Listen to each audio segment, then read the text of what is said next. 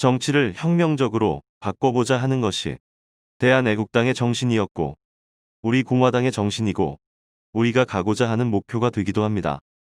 오늘은 박근혜 대통령 불법 인신감금 옥중투쟁 1341일째 되는 날입니다.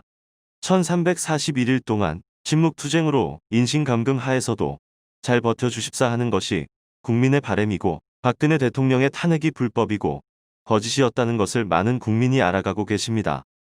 악마의 정권 문재인 파시오 정권을 보면서 박근혜 대통령 등 뒤에 칼 꽂은 배신자들, 역사의 역적들의 지금의 모습을 보면서 참으로 안타깝습니다. 아직도 그들은 그들의 잘못을 모르고 그 잘못된 사리사욕, 그 잘못된 판단에 의해 현재의 상황이 참담한 상황으로 왔기 때문에 다시 한번 말씀드립니다. 탄핵의 강은 그냥 건너갈 수가 없습니다. 탄핵은 명명백백하게 진실을 밝히고 무엇이 정의였는가, 불의였는가를 분명히 밝혀야지 대한민국이 똑바로 설 수 있고 모든 권력을 장악하고 언론 방송을 장악한 문재인 파쇼 정권과 싸울 수 있습니다. 그래야만 국민이 저항권을 가지고 길거리에 나와서 정말 구국의 혁명이 이루어질 수 있다. 국민들 말고 정치인이나 지식인이 싸울 수 있습니까? 저는 불가능하다고 보는 사람입니다.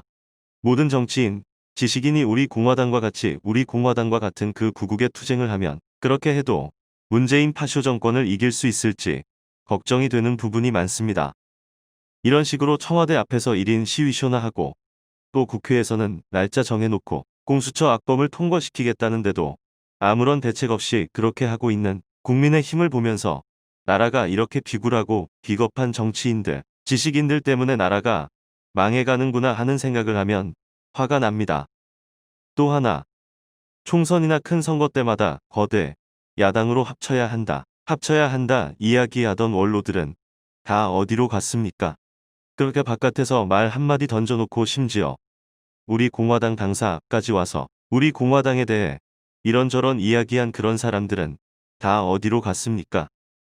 문재인 좌파 독재 정권을 보면서 입 닫고 있는 정치인, 지식인, 원로들을 보면서 이 나라가 결국 안일한 자기 이기주의에 빠져있는 보수를 자처하는 자들 때문에 나라가 좌파도 같고 사회주의로 가고 공산주의로 가겠구나 가슴이 아픕니다. 어제는 유경수 여사님 옥천생가에서 유경수 여사님 탄신 95주년 집회를 가졌습니다. 많은 제약 조건과 억압이 있었지만 100명 미만 집회답게 규모 있게 질서정연하게 집회를 잘 마쳤습니다. 우리나라뿐만 아니라 전 세계에 계신 많은 자유우파 국민들께 아직 우리 공화당의 가치에 대해서 잘 모르는 분께 정확한 메시지를 전달해드렸구나 하는 생각이 듭니다. 이번 유경수 여사님 탄신제뿐만 아니라 우리는 이승만 건국 대통령, 박정희 부국 강병, 대통령 박근혜 자유통일 대통령, 국민사랑의 유경수 여사님의 기념일은 우리가 존재하는 한 계속 지킬 것입니다. 어제 집회를 위해서 수고해주신 충청남, 북도 도당 당직자 당원 동지들께 감사를 드리고 중앙당 사무처에 감사를 드립니다. 12월 3일이 목요일이 수능일입니다. 우리 중국 폐렴으로 가장 힘든 과정을 겪었고 입시 준비를 하는 상황도 상당히 억압되고 미비되었음에도 수능을 치를 수밖에 없는 상황이 왔습니다. 용기를 내시고 여러 가지 힘든 역경을 이기셔서 꼭 성공하시길 바랍니다. 기성세대로서 수험생 여러분께 정말 죄송하고 안타깝다는 말씀드립니다. 12월 3일 수능일은 우리 공화당에 어떠한 행사도 하지 않겠습니다. 수능일에 조용하게 수험생들이 시험을 치를 수 있도록 격려하는 현수막을 각 수능 시험장 근처에 개첩을 하고 우리가 우리 공화당이 수능생 여러분께 함께하고 있다는 모습을 보이겠습니다. 지금 공수처법 개정안의 핵심은 두 가지입니다. 하나는 야당의 비토권을 없애겠다는 것이고 하나는 공수처장 임기 연장입니다. 이번 정권뿐만이 아니고 다음 대통령 임기까지도 공수처장이 직을 가지고 있으면서 정권이 바뀌더라도 정권 자체가 행동하지 못하도록 막는 것입니다. 정권 교체의 문제에 대해서 제가 다시 한번 강조해드리고 싶은 이야기는 정권 교체는 당연히 해야 합니다. 문재인 좌파독 재정권을 몰아내고 자유민주주의 체제의 정권을 가져와야 합니다. 그런데 현실은 녹록지가 않습니다. 정권을 찾는 것도 대단히 어려운 상황입니다. 언론 방송이나 기존 권력기관이 장악한 상황에서 다시 정권을 교체해도 쉽지 않습니다. 대법관 13명 중에 8명, 헌법재판관 9명 중에 7명, 그리고 지금 국회 일당으로 장악되어 있죠. 그리고 각 권력기관, 경찰, 군 행태를 보십시오. 모든 권력기관을 장악하고 거기에 하나 정권의 부정부패, 울산시장 선출 개입 등 공직자 선출 문제, 옵티머스 문제 등등 세 사람의 성추행 문제, 이런 등등의 조사할 사항이 워낙 많잖아요.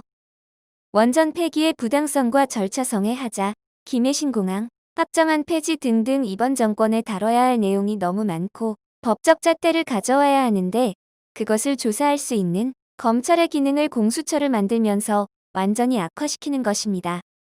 어떤 용기 있는 사람이 정권 교체하면서 이 파쇼 정권과 용기 있게 싸울 수 있습니까? 지금 거론되는 사람 중에 그렇게 할 수 있는 사람이 없다고 보는 거예요. 정권을 잡으면 어떻게 하겠습니까? 정권 유지를 할 수 있는 상황도 못 됩니다. 그래서 다음 정권의 교체와 더더욱 중요한 것은 정권의 교체는 누구의 인물에 의해서 교체하는 상황은 지나버린 겁니다. 국민의 저항권 발동에 의해서 국민 후보가 되어야지만 이 정권 교체 이후에도 권력을 장악한 주구들이 권력 곁에 붙어있는 권력 핵심 기구들이 눈치를 보고 함부로 하지 못하는 상황이 오는 것입니다. 우리 공화당이 이야기하는 것이 그것입니다. 정권 교체 당연히 해야 하죠.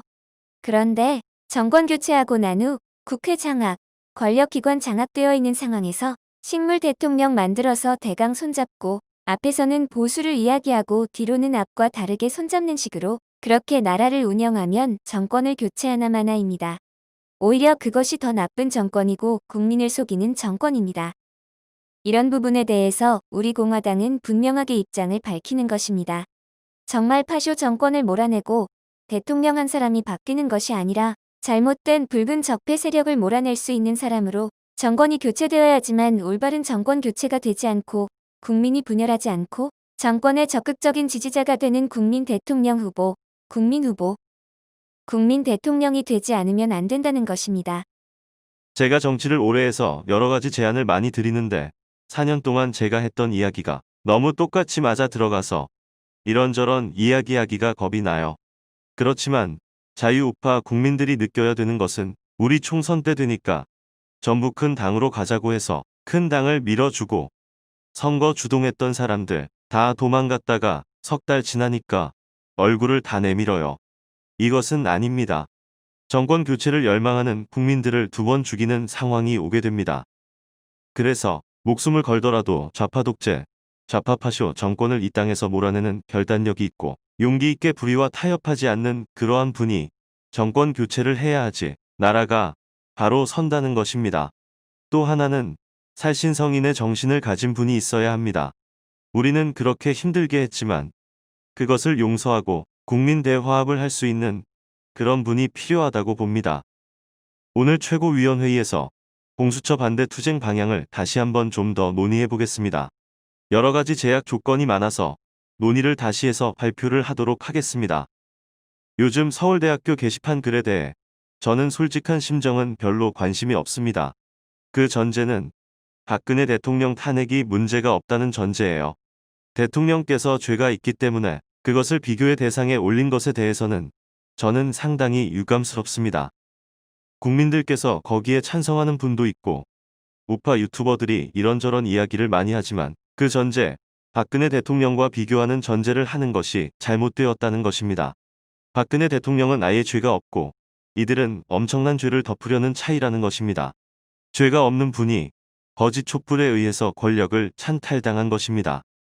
이 권력을 찬탈당한 사람들이 부정부패와 장기 집권 음모를 위해서 일당 독재, 파쇼 독재를 한다는 것입니다. 비교 대상이 아닙니다. 그냥 한번 읽어볼 대상이지 그것이 비교 대상을 될 수 없다는 것입니다. 만약에 비교 대상을 하면 박근혜 대통령이 죄가 있다는 것 아닙니까? 역사는 박근혜 대통령은 죄가 없다는 식으로 갈 수밖에 없습니다. 거기에 추호의 흔들림이 있어서는 안 된다는 말씀을 드리겠습니다. 작년 봄 홍콩 범죄인 인도법에 의한 홍콩의 우선혁명이 시작됐는데 2019년 9월 4일에 철회를 하면서 주춤했지 않습니까? 국민은 그런 것입니다. 지금 더 많은 악법들이 통과를 기다리고 있습니다. 공수처법 개정안은 이것보다 훨씬 더 악법입니다. 나라에 대한 저항 세력이나 올바른 목소리를 못 내게 하고 공무원의 양심 선언을 못하게 합니다.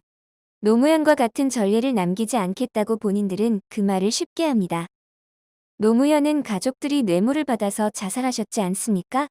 그런 전례를 남기지 않겠다는 것은 뇌물을 받고 부정부패를 하든지 직권남용을 하든 권력 독점을 하든 본인들이 죄를 지어도 어떠한 상황이 있어도 그냥 덮겠다는 것 아닙니까? 그런 말들을 공공연하게 이야기하고 있습니다. 제가 이 말씀을 드리는 이유는 박정희 대통령 각하께서 올바른 말씀을 하셨기 때문입니다. 자유는 그냥 주어지는 것이 아니고 투쟁하는 자만이 자유를 누릴 수 있는 자격이 있는 것입니다. 지금 나라는 존망의 상황에 왔습니다. 홍콩을 보십시오. 홍콩의 젊은이, 지식인들이 일어나니까 국민들이 따라오지 않습니까? 우리나라는 지식인들이나 정치인들이 다 비굴한 모습으로 있습니다. 이성우 최고위원께서 나경원에 대한 이야기를 하셨는데 입에 올리기도 싫습니다. 탄핵 정국 때 미국에 가서 트럼프 대통령 측근한테 박근혜 대통령을 탄핵해야 한다는 입장을 전달했습니다. 또 지금 벌어지고 있는 공수처법과 그리고 연동형 비례대표제는 2018년 12월 나경원이 원내대표 돼서 합의를 봤습니다. 국회에서 단식을 한두 번 합니까? 그때 합의를 봤기 때문에 이 상황이 온 것입니다. 야당은 이 안건을 테이블 위에 올리면 안 됩니다. 테이블 위에 올리면 선진화법, 패스트트랙 등 모든 것을 할 수 있는 방법이 있습니다. 그것을 뻔히 아는 사선 국회의원이라는 사람이 이런 상황으로 전개해버렸습니다. 그런 사람이 지금 와서 공수처법에 대해서 이러쿵저러쿵 이야기하는 것은 얼굴이 너무 두껍습니다. 이제 국민들께서 나오지 않으시면 나라는 우리가 상상할 수 없는 한 번도 경험하지 못한 사회주의, 독재주의 국가로 가게 됩니다. 저는 그것이 심히 우려됩니다. 우리 공화당의 윤영탁 상임고문님께서 별세하셨습니다.